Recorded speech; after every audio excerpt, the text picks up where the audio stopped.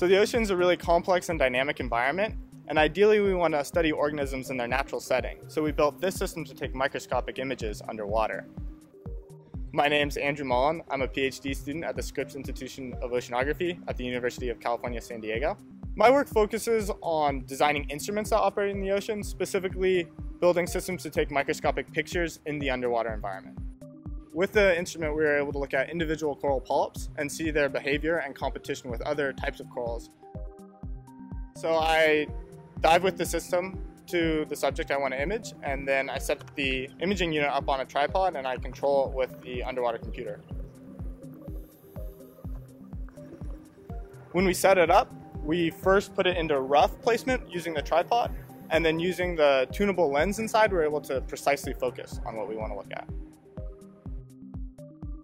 So we've deployed the instrument mostly to look at coral reefs, and we've looked at coral polyp interactions with other corals, coral feeding of plankton, as well as coral bleaching and algal growth over coral. So one of the really interesting pieces of technology that we use in the instrument is this electrically tunable lens, and it's a soft lens and it focuses the way your eye focuses, so it changes its shape. And that allows us to accurately focus on the subject we want to image. So while coral reefs are very large in size and can span kilometers, the individual organisms that actually build those reefs are coral polyps, which are only a millimeter approximately in size. So corals compete for space on the reef. If they grow close to each other, they'll fight basically for that space. And so we introduced corals nearby each other, and then we used the instrument to look at those interactions.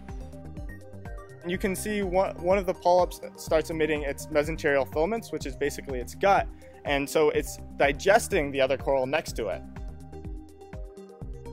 People have studied this at large scales in the field and potentially small scales in the lab, but no one has been able to look at these small scales in the field before.